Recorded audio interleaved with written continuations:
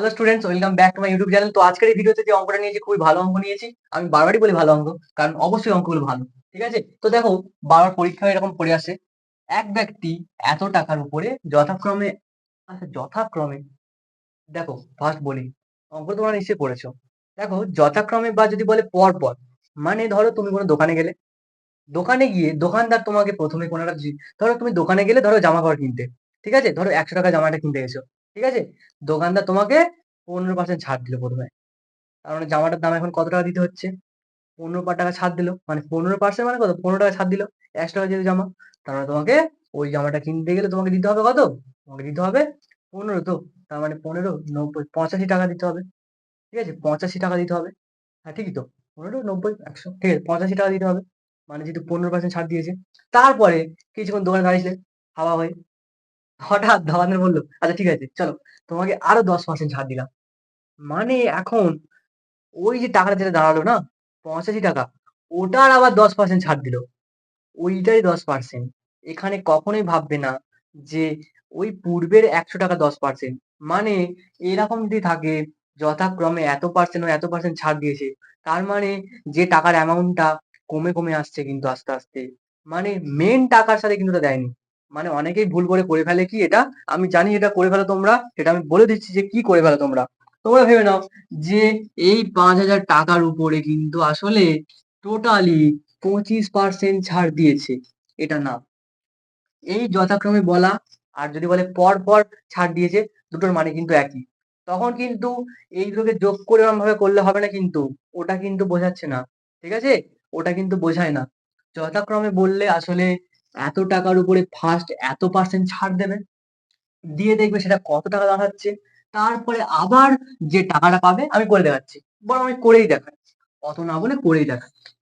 চলো, তো লেখো যে এত টাকার উপরে, এত টাকার উপরে লিখলাম, এত টাকার 15%, এটা কত হবে? এত টাকার 15% কত হয় বলো তো?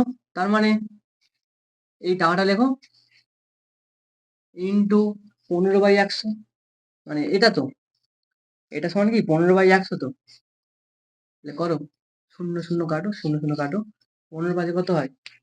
75, শূন্য। তার মানে এত টাকার 15% ছাড়, মানে এত টাকার 15% ছাড় মানে এত টাকা। ঠিক আছে, তাহলে লিখতে পারি কি, প্রথম ছাড়ে, প্রথম ছাড় দেওয়ায় জিনিসটার দাম হয়,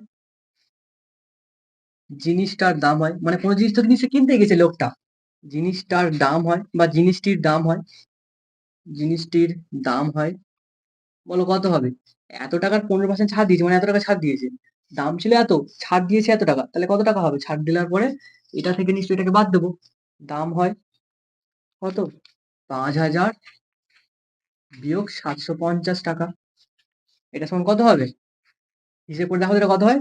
এটা হবে 4,250 টাকা। ঠিক আছে, তাহলে প্রথম ছাড় দিল কিন্তু এত টাকা। এরপরে, এরপরে এই ছাড়টা দেওয়ার পরে আবার 10% ছাড় দিল।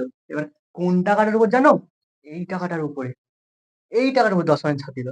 তার মানে এত টাকা 10% ছাড়, তার মানে দ্বিতীয় ছাড়,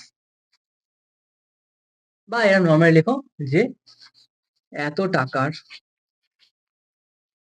10% ছাড় সমান কত টাকা বলো তো? আগের মধ্যে করবো, এটার মধ্যে।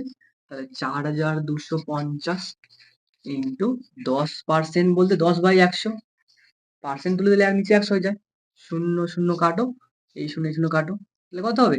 425 টাকা। তার মানে দ্বিতীয় ছাড় দেওয়ার পরে, মানে দ্বিতীয় ছাড় দিলে এত টাকা। তাহলে বলো এখন দামটা কত হলো? এখন দামটা কত হলো? লাস্ট পর্যন্ত ফিক্স দাম হয়েছিল এত, তারপরে ছাড় দিল 425 টাকা। তাহলে বলো এখন দাম কত হলো? লাস্ট পর্যন্ত দাম হয়েছিল এটা, এখন ছাড় দিল এটা, তার মানে নিশ্চয়ই এখন জিনিসটার দাম কত? এখান থেকে এটা বাদ দিলে পেয়ে যাবো। তো লেখো এখন,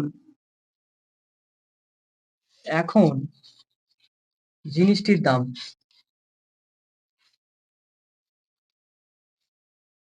এখন জিনিসটির দাম হলো কত হবে বলো তো? নিশ্চয়ই ওখানে বাদ দিতে হবে। কত হবে? 4,250 বিয়োগ 425 টাকা। কত হচ্ছে? যদি বাদ দাও কত হবে? 25, 25, 50, তো 50 হবে, 25 হবে এখানটায়। লাস্টে দুটো হচ্ছে 25। বিয়োগ করো তোমরা। দেখো 25, 4 এখানে তো 4, 4, 8 হবে। মানে হচ্ছে 3,825 টাকা। চেক করে নেবে। এত টাকাই কিন্তু উত্তর। ঠিক আছে? এটাই উত্তর।